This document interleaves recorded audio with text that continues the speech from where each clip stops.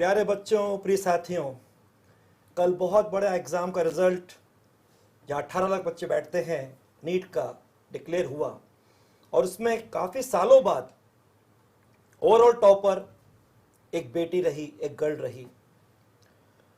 और सबसे पहले वो हमारे साथ तो है, लेकिन उसके साथ उसकी ताकत जो सबसे ज़्यादा उसके नियरेस्ट डियरेस्ट हैं, माता पिता भी साथ हैं। तो सबसे पहले मैं बोलूँगा डॉक्टर तनिष्का। और तनिष्का मतलब डायमंड, ये तो तनिष्का है यानी कि सीरीज ऑफ डायमंड्स। तो आपको हम सब की ओर से, जो देख रहे हैं उनकी ओर से, एलन के एक एक हमारे परिवार के सदस्य की ओर से, और जितने बच्चे आपके साथ आज जुड़कर आपकी जर्नी को सुनेंगे उन सब की ओर से तहे दिल से बहुत बहुत असीम हार्दिक बधाइयाँ। और आगे के सफ़र के लिए जहाँ आपको ऐसा डॉक्टर बनना है कि जब आप फील्ड में उतरकर लोगों के इलाज के लिए शुरुआत करें तो ऐसा काज करें कि सबके दिल में राज करें। उसके लिए बहुत बहुत अनंत शुभकामनाएं। Thank you so much sir.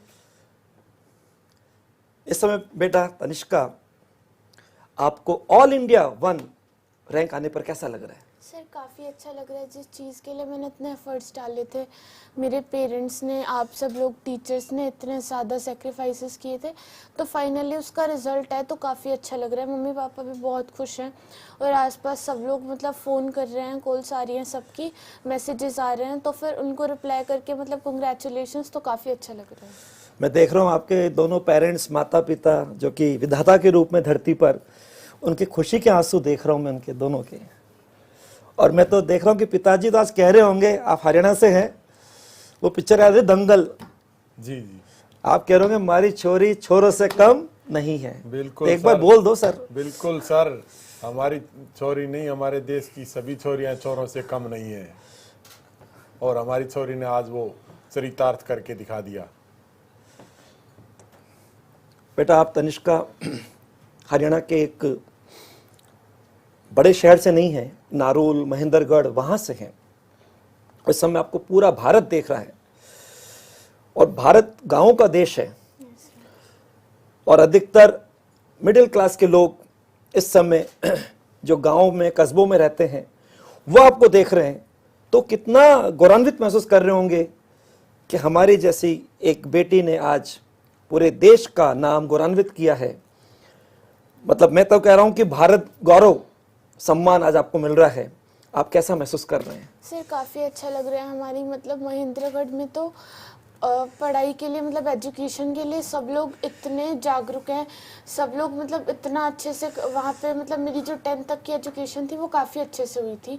उन लोगों ने मतलब मेरे बेसिक्स अच्छे से क्लियर किए थे स्कूल में, और उसके बाद आप लोगों ने उसमें मतलब फाइनल टचअप किया, तो फिर आज रिज़ल्ट आया। तो मैं अपने जो भी टीचर्स क्लास 1 से जो क्लास 12 तक जिन्होंने मुझे पढ़ाया, उनके लिए मतलब मैं बहुत ज़्यादा ग्रेटफुल हूँ और उन सबको थैंक्स बोलना चाहती हूँ। बेटा तुमने एकदम बोला क्लास 1 से लेकर 12 तक, तो चलो जर्नी वहाँ से स्टार्ट करें, क्योंकि पढ़ाई की यात्रा शुरू होती है स्कूल से। तो स्कूल टाइम में पढ़ाई में आप कैसे थे? सर क्लास 1 में मैं दूसरे स्कूल में जाती थी, उसके बाद 2nd में मैंने स्कूल चेंज कर लिया था। तो 2nd से 7th तक तो ऐसा नहीं था, मतलब मुझे इतना ज़्यादा इंटरेस्ट नहीं आता था।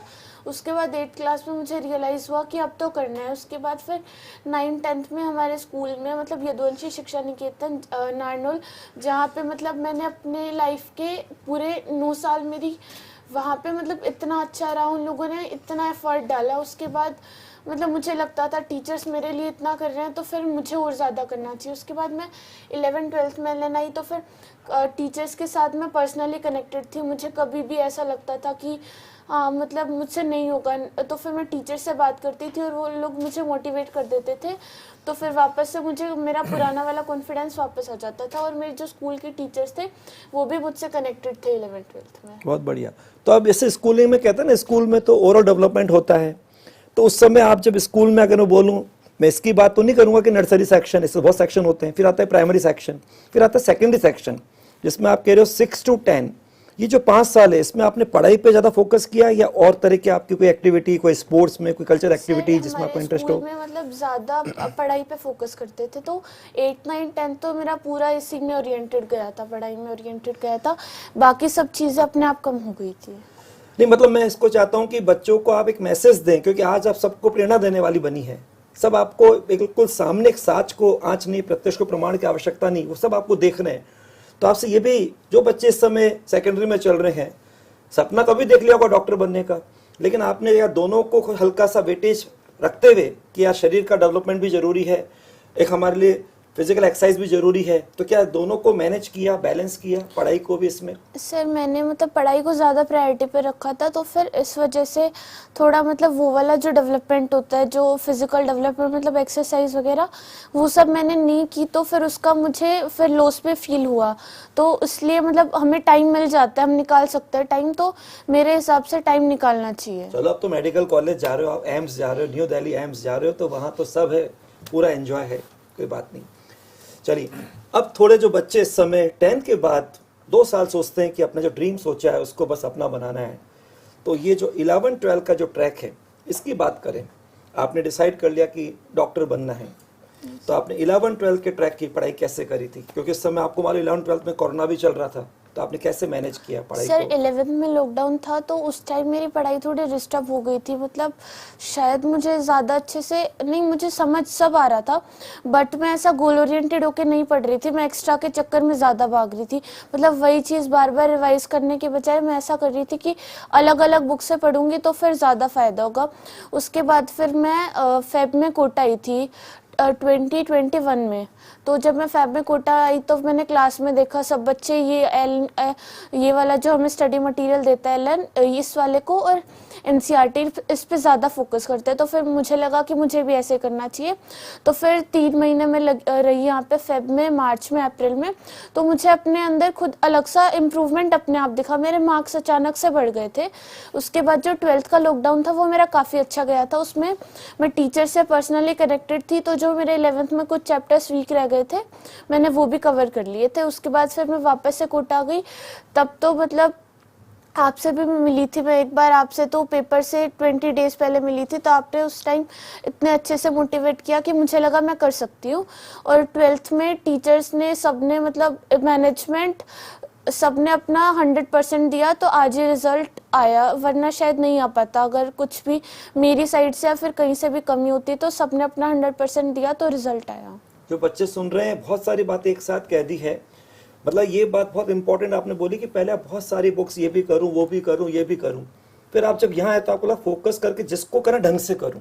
तो आपने एनसीईआरटी और यहाँ जो एलन का स्टडी मटेरियल है उस पर फोकस किया और सब्जेक्ट को आपने ग्रिप के अंदर डेवलप करके और इसमें स्कोरिंग करना चालू किया। तो बच्चों को फिजिक्स, केमिस्ट्री, बायो को बैलेंस करने के लिए एलन पर आपका जो एक ट्रैक रहा, जर्नी रही, वो कैसे करते हैं, उसको कैसे ओवरऑल बैलेंस लेके चलें ताकि लगे कि यार कहीं पर भी कोई चीज़ हाथ से छूट नहीं रही है? सर नीट में तो प्राइमरीली उसमें एनसीईआरटी पे ज़्यादा फोकस होता है।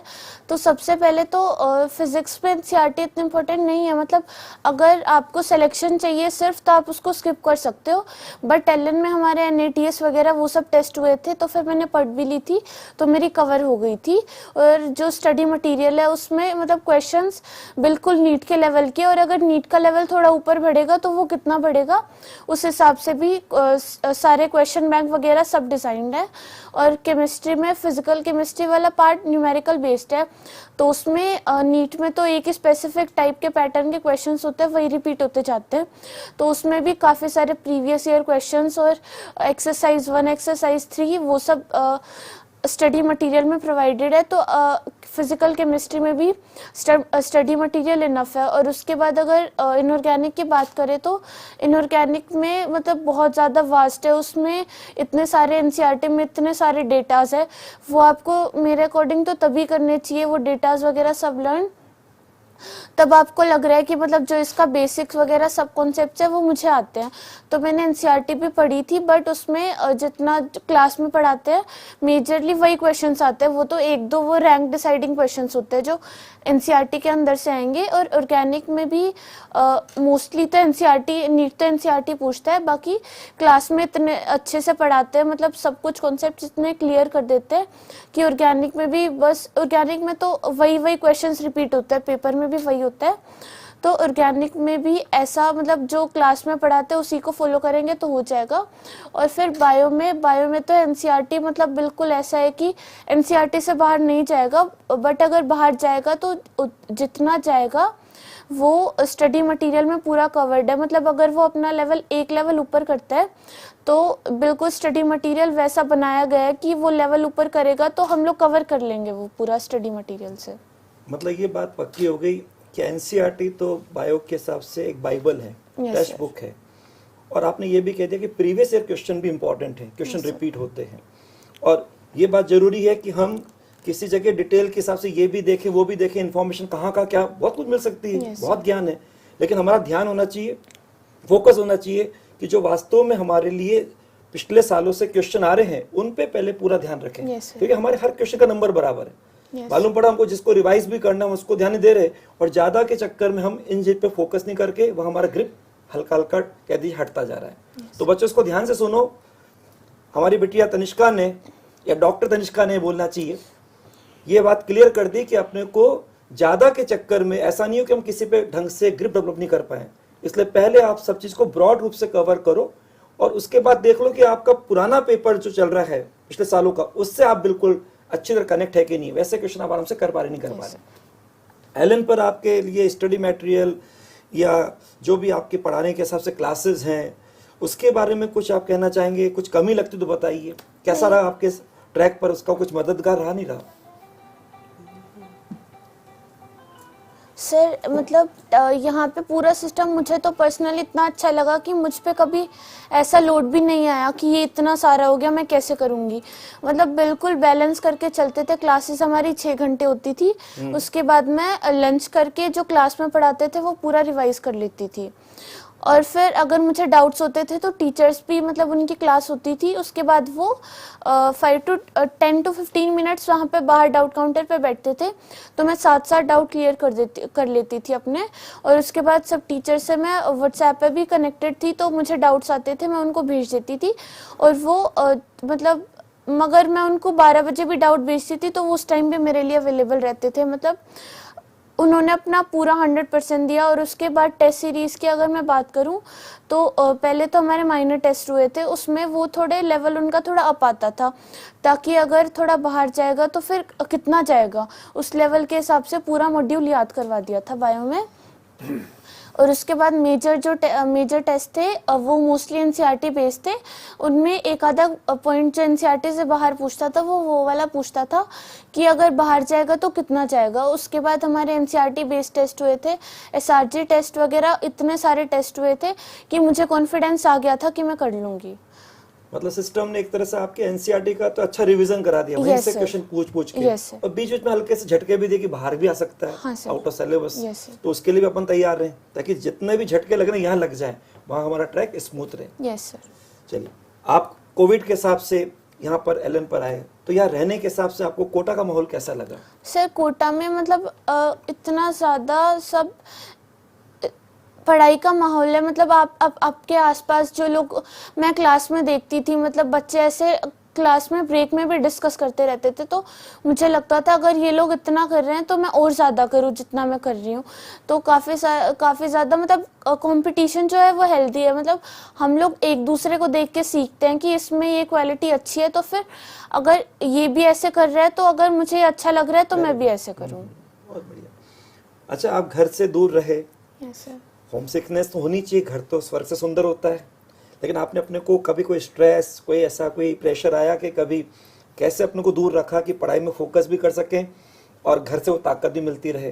तो बच्चों को बताइए, जो बच्चे अधिकतर कोटा में जो बाहर से आते हैं उनको कैसे मैनेज करना चाहिए कि पढ़ाई में कभी वो स्ट्रेस नहीं आए कि हम घर से दूर हैं।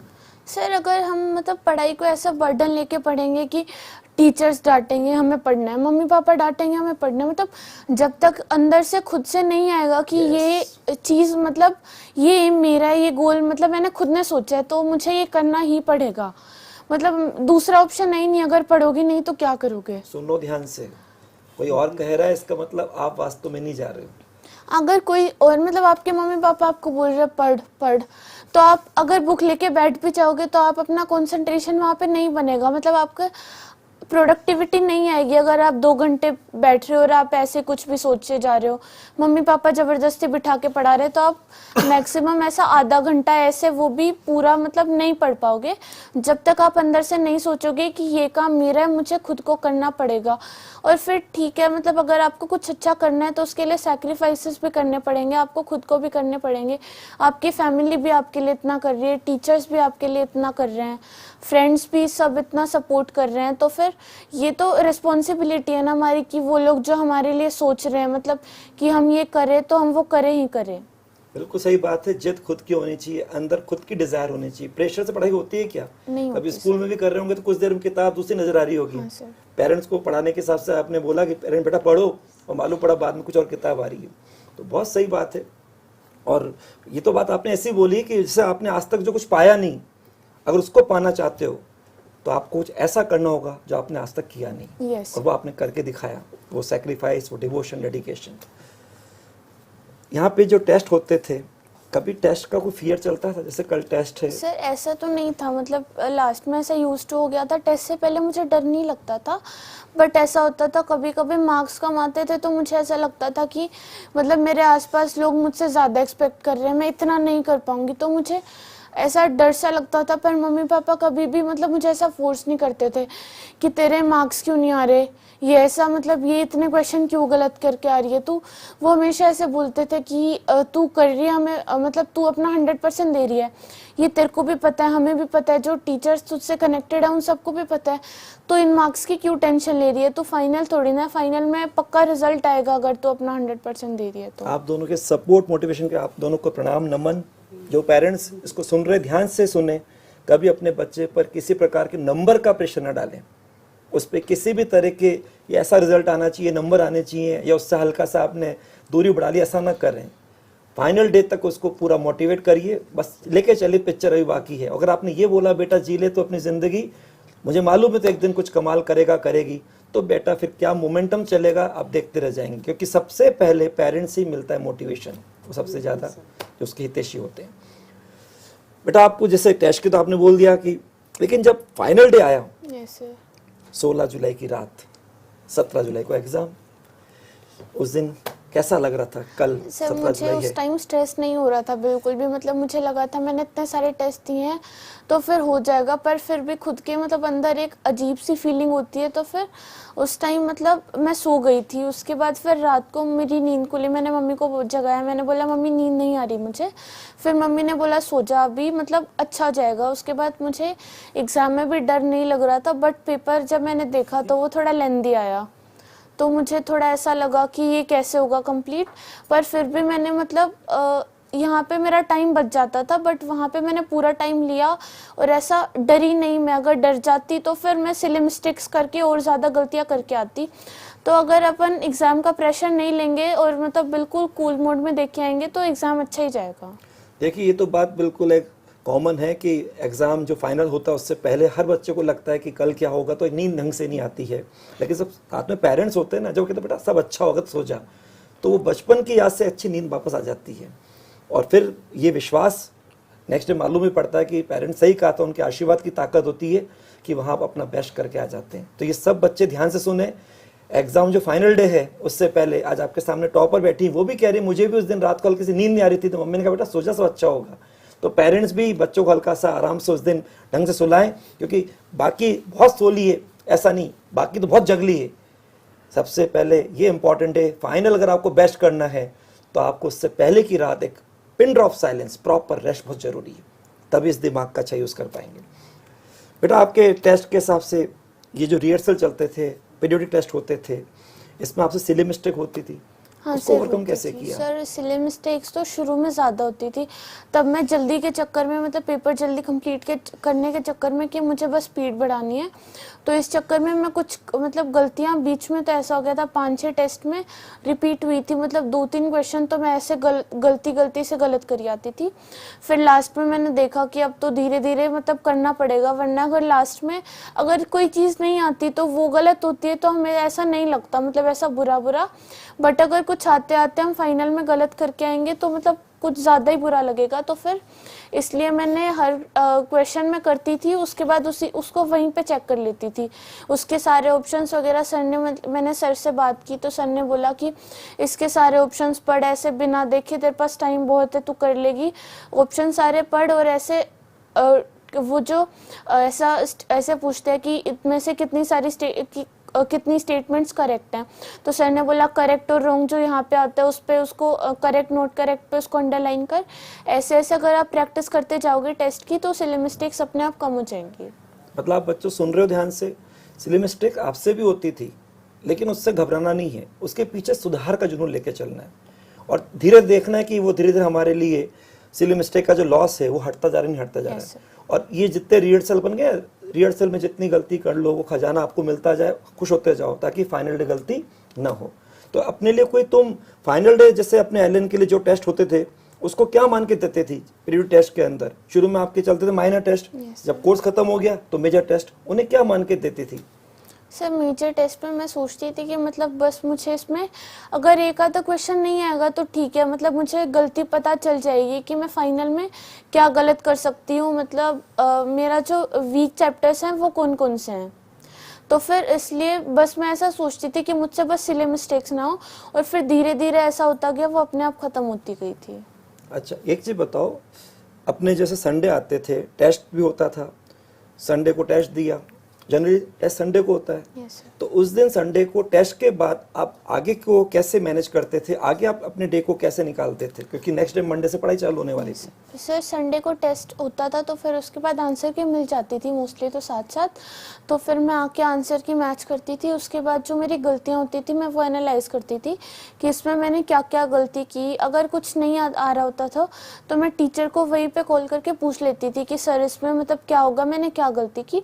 बट अगर कुछ सिली मिस्टेक या फिर ऐसा दिख जाता था कि ये मैंने चैप्टर, ये मेरा थोड़ा वीक था तो फिर मैंने अच्छे से नहीं किया, तो फिर मैं जो उसमें टेस्ट में जो मेरे चैप्टर्स मतलब कुछ टॉपिक्स वगैरह वीक रह गए थे वो सब करती थी। उसके बाद अगले दिन जैसे जो सैटरडे की क्या तो छुट्टी रहती थी या फिर अगर क्लास होती थी तो सैटरडे की क्लास का पूरा पढ़ती थी जो मंडे को पढ़ाएंगे वो वाला।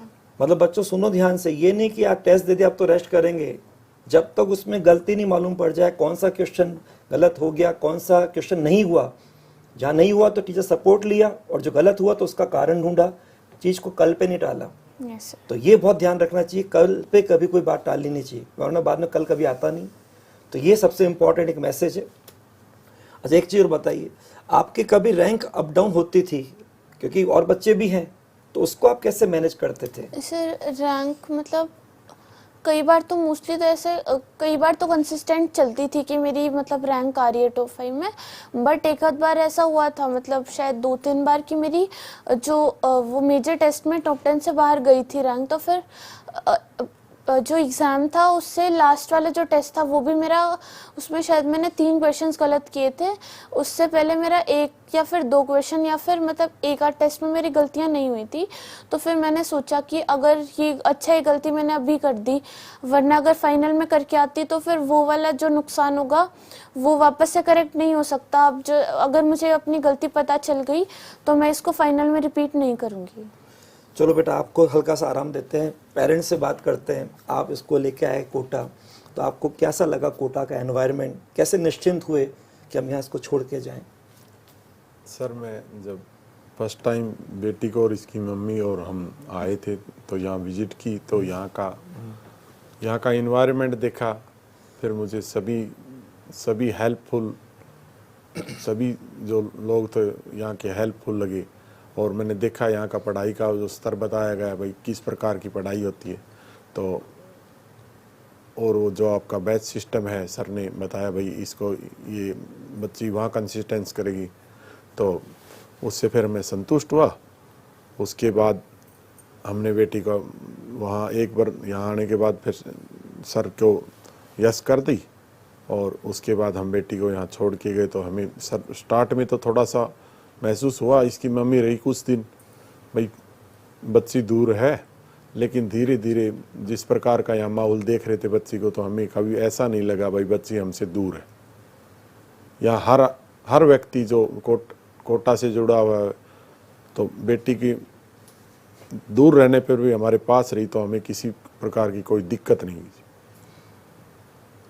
चलिए आपसे पूछता हूँ, आप यहाँ पे साथ में रहे तो आपको कैसा लगा? क्योंकि और की शायद मदर रह रही हो, ऐसा भी हुआ होगा, आपस में मदर्स मिलती होंगी, बच्चे तो क्लास में पढ़ाई में जाते थे, तो आप लोग क्या बातें होती थी?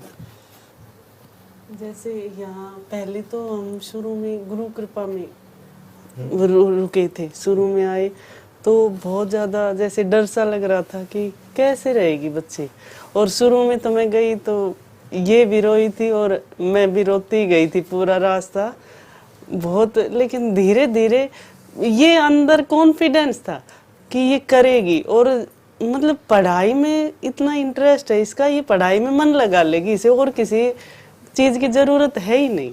इसलिए धीरे धीरे फिर लगा कि हाँ इसका भी मन लग गया। देखो शुरू में बच्चा जब यहाँ आता है तो एडजस्ट करने में तो समय लगता ही है, लेकिन यहाँ का जैसे इन्वायरमेंट जो देखा ना तो एक तरह से तसल्ली भी थी कि यहाँ सब अच्छे हैं। ऐसा यूं नहीं था कि अगर बच्चा खुद ही मान लो कहीं दूसरे ट्रैक पे जा रहा है वो तो अलग बात है, लेकिन पढ़ने वाले बच्चे यहाँ बहुत अच्छा लगा हमें माहौल।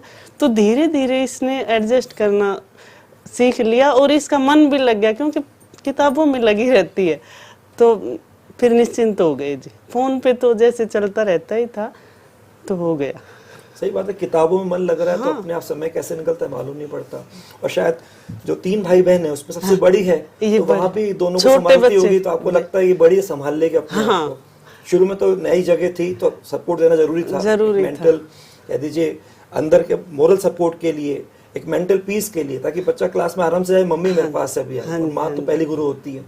फिर जब आपको लगा आप संभाल रही अपने आप को, दिक्कत नहीं, वहाँ चले गए। जब वहाँ चले गए तो वहाँ किस संभाला आपने अपने आप को? वहाँ जी शुरू में तो बहुत ज्यादा थोड़ा सा लगा कि पता नहीं बच्ची कैसे रह रही है, लेकिन फिर ये इसका ये है कि ये एडजस्ट कर लेती है, तो इसने अपने आप को बहुत जल्दी संभाल लिया था। और फिर वहाँ थोड़ी सी छोटा बच्चा है बेटा, जैसे 3rd क्लास में है, फिर मेरा स्कूल है तो मैं छुट्टियां भी ज्यादा नहीं ले सकती थी, तो यकीन था मुझे इसके ऊपर कि ये अपने आप कर लेगी, ये तो कर लेगी। लेकिन वो छोटे बच्चे हैं उनको संभालना भी बहुत जरूरी है, और इसने ये कर भी दिखाया। हमारा जो अगर आप छोटी बेटी जो आप कह रहे हो शायद 9th में आप, हाँ जी, उसको भी साथ लेके आते तो आज दीदी का जो अचीवमेंट देखते और इसमें पूरा भारत इनको देख रहा है, उसका एक अलग ही उनको कॉन्फिडेंस भी मिलता, इंस्पायर भी होते। लेकिन ये बड़ी बात है कि आप घर में सोर्स से तो बच्चे तो अच्छे बिल्कुल पढ़ाई में लगेंगे, कोई दिक्कत ही नहीं है। जब ये एग्जाम धीरे धीरे पास आ रहा था तो आपको क्या लग रहा था कि इसको वहाँ घर बुला लें कि यहीं पे इसका जो ट्रैक चल रहा है उसको चलने दें? सर ये जैसे टीचर्स यहाँ के थे तो हमें भी लग रहा था कि उनके टच में होना बहुत ज़रूरी है, इसलिए यहाँ जैसे मुझे तो बहुत डर लग रहा था, ये पूरे इसको कॉन्फिडेंस था। पेपर वाले दिन भी जैसे मैं तो भगवान से प्रेयर कर रही थी कि इसका दिन अच्छा जाए, क्योंकि बच्ची ने मेहनत पूरी की थी, लेकिन अंदर कहीं ना कहीं कि पता नहीं वो दिन कैसा होगा। देखो भगवान का साथ होना भी बहुत ज़रूरी है, तो बस यूं ही प्रेयर कर रही थी कि जो इसने मेहनत की है ना, भगवान इसकी मेहनत को की जो परिणाम है वो दे दे इसको, और ऊपर वाले की कृपा ही है सर कि आज देख रहा था ईमानदारी से अपने ट्रैक पे चल रही थी, पूरा सैक्रिफाइस, डिवोशन, डेडिकेशन। और आपने बोला कि इसका और कोई ध्यान ही नहीं, बस पढ़ाई के हिसाब से ध्यान रखना और पूरा उसको ऐसे मैनेज करना कहीं पर टाइम किलिंग एक्टिविटी नहीं हो। चलिए अभी इस समय आज एक इतनी बड़ी खुशी है और परिवार के कुछ अभी आपके लोग वहाँ भी आपका इंतजार कर रहे होंगे, तो अभी आप लोग कैसे आपस में, फोन तो आ रहे होंगे लगातार, कब तक वहाँ रहोगे, तो आप लोग खुशी को किससे मनाना चाहते हैं? हम तो यहाँ पे तैयार हैं इसके बाद बस सेलिब्रेट करने के लिए। हम तो यही चाह रहे हैं सर, आज आपका प्रोग्राम हो जाए अच्छे से, फिर उसके बाद वहाँ भी इसी प्रकार की खुशी हो। भाई वहाँ भी लोगों की दुआएं थी, वो तो उनकी दुआओं के अनुरूप काम हुआ है, तो अच्छी तरह खुशी सेलिब्रेट हो वहाँ भी। चलिए आगे अपन को क्या बनना है? डॉक्टर के हिसाब से तो पहला पढ़ा हुआ, अभी अपना यूजी एंट्रेंस के हिसाब से अपन गए न्यू दिल्ली एम्स, तो फाइनल डॉक्टर बन के जो आपको फील्ड में उतर के काम करना है, तो क्या सोचा है, क्या डॉक्टर सर बनना अभी है? मतलब पूरा डिसाइड नहीं किया, बट मुझे मतलब मेरे पास 3 ऑप्शन है, कार्डियो, न्यूरो या फिर ओंको। इन तीनों में से मुझे एक में स्पेशलाइजेशन करना है। उसके बाद मुझे मतलब ऐसा एनजीओ टाइप में भी खोलना है। मतलब एक तो मैं अपनी मेन जॉब करूं जिसमें मतलब जो अर्निंग सोर्स टाइप जिसको बोल सकते हैं, और एक जो लोग जिनके पास ज़्यादा पैसे नहीं है, मतलब वो जो लोग इलाज नहीं मिल पाता उनको, और इस वजह से उनकी जो डेथ वगैरह हो जाती है, तो मैं चाहती हूँ जितना मैं कर सकती हूँ उनके लिए मैं उतना करूँगी। वेरी बहुत बढ़िया। मतलब अपने लिए जिए तो क्या जिए, तो जिए दिल जमाने के लिए। बहुत बढ़िया बात है।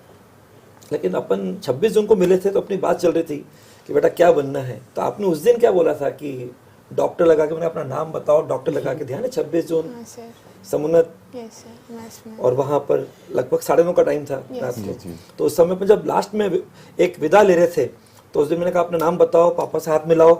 तो पापा से हाथ मिला के क्या बोला, डॉक्टर कौन सा डॉक्टर बोला था? Doctor neurologist, neurosurgeon, doctor sir मैंने कार्डियोलॉजिस्ट, डॉक्टर तनिष्का बोला था डॉक्टर सर। तनिष्का। चलिए बहुत बढ़िया बात है, सब आपको सुन रहे हैं, बच्चे स्पेशली आपसे इंस्पायर हो रहे हैं। अब बताइए इन बच्चों को आप इनके आगे के ट्रैक के लिए क्या संदेश देना चाहेंगे? सर आगे के ट्रैक के लिए मतलब ऐसा है कि अगर आप लोग कुछ सोच लेते हो तो आप उस पर अपना 100% दो। उसके बाद कुछ एक्सपेक्ट मत करो कि ये रिजल्ट आएगा नहीं आएगा, मेरी रैंक आएगी नहीं आएगी।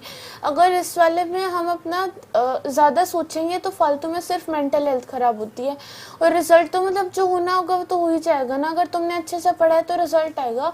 और दूसरी चीज़ मतलब ठीक है, अगर आप अपना 100% देते हो और बाई चांस गलती से आपको सक्सेस नहीं मिलती, तो ऐसा तो नहीं है, मतलब ये एग्जाम्स हैं, ये लाइफ के पार्ट है, बट ये पूरी लाइफ तो नहीं है ना कि अगर तुम्हारा एक एग्ज़ाम में अगर तुम्हें मतलब रिजल्ट तुम्हारा अच्छा नहीं आया तो इट डज़ नॉट मीन कि तुमने कुछ किया ही नहीं, मतलब तुम्हारे पास आगे पूरी लाइफ पड़ी है।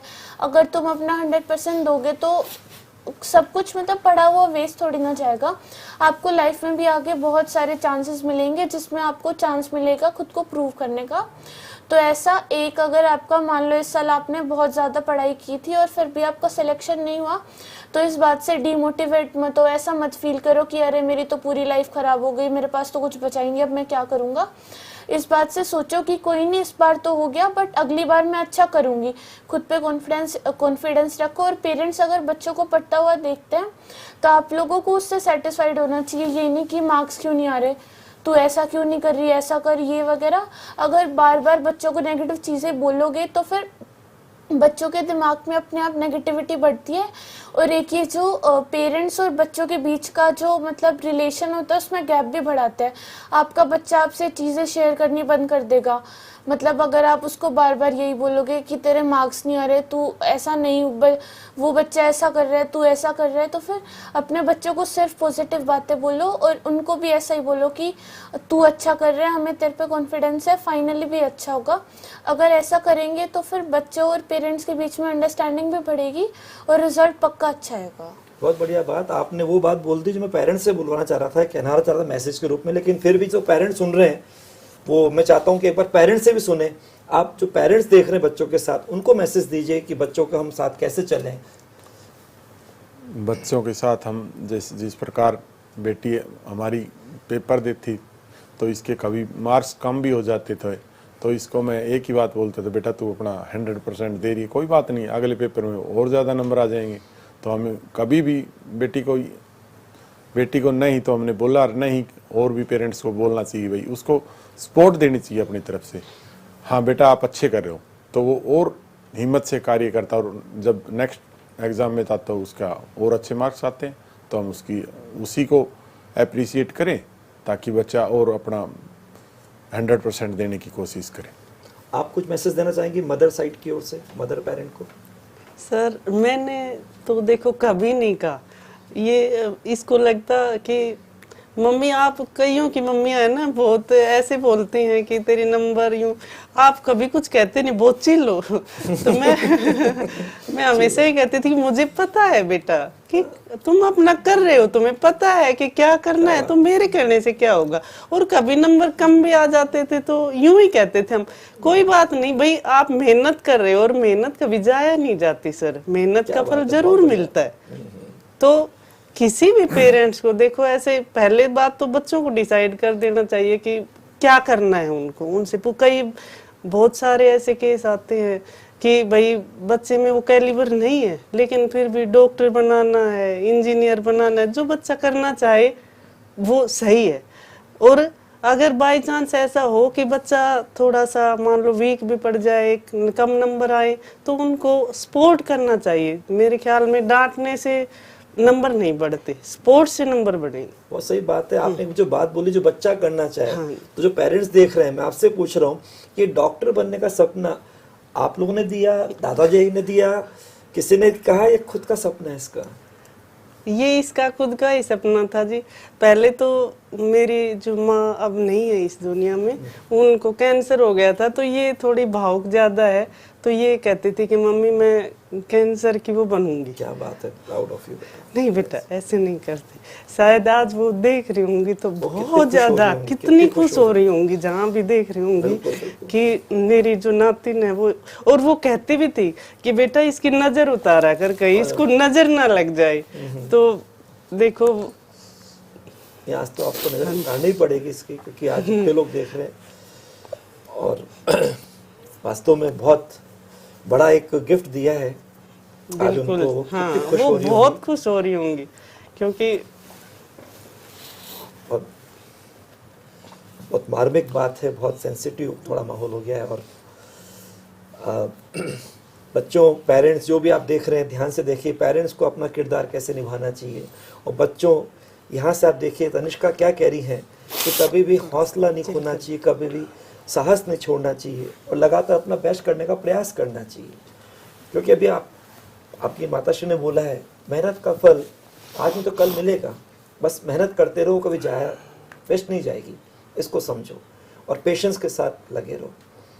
कोई लास्ट में थोड़ा सा मस्ती की बात हो जाए, कभी अपने को रिलैक्स करने के लिए कोई आपकी गाने की एक्टिविटी, कोई बजाने की एक्टिविटी, कोई डांस, कोई ऐसा आपका शौक है, कुछ आप ऐसा करते थे? सर अगर मैं बोर हो जाती थी क्या तो मैं गाने सुन लेती थी, या फिर मेरे जो स्कूल के दोस्त थे मैं उनसे बात कर लेती थी। तो फिर मतलब मुझे ऐसा लगता था कि रिलैक्स हो गया, वापस से मैं पढ़ने बैठ जाती हूँ। सिंपल तरीका है कि आपको जो अच्छा लगता है उसमें अपने को, कभी कोई नेगेटिव बातें आए, कुछ भी बातें सोचा क्या करे यार, तो अपने को वहां लगा लो जहाँ पे आपका इंटरेस्ट है। दोस्त से बात कर लो, पेरेंट्स से बात कर लो, किसी को म्यूजिक का शौक है तो वो कर लो, लेकिन कुल मिलाकर अपने को वापस से चार्ज कर लो। तो बच्चों, आप सब चार्ज हो गए होंगे, पेरेंट्स आप भी तैयार हो गए होंगे। आपका भी हल्का सा यूँ कह दीजिए, मैं एक खुद पेरेंट हूँ, तो बस ये जो बात बोली है, ये बात वही जो कलाम साहब बोल गए कि आपका वार्ड वो बने जो वो चाहता है, और अपने वार्ड पे कभी शक ना करें। तो बस हम सब पेरेंट्स हैं, तो अपने बच्चों को यही बोले, बेटा हम तेरे साथ हैं, एक दिन तो निश्चित रूप से जो अपना बेस्ट कर रहा है, कर रही है, तुझे उसके हिसाब से ऊपर वाला रिवार्ड देगा, क्योंकि वो तुमको देख रहा है, और हॉनेस्टी ऑलवेज रिवार्डेड। चलिए, बहुत यहाँ पर आप लोगों ने समय दिया, बच्चों को गाइड किया। अगेन पूरा एलन परिवार, उसका एक एक सदस्य, और यहाँ तक जितने लोग देख रहे हैं, हम सबको आपको थैंक्स बोलना चाहिए, दिल से आभार, बहुत बहुत साधुवाद, धन्यवाद। और आप लोग आगे करें और सेशन के वेट, क्योंकि हम तो जा रहे करने सेलिब्रेट। आप होते रहे मोटिवेट, और आपका भी तैयार है मेडिकल कॉलेज का gate. Wish you all the best. Thank you very much. धन्यवाद।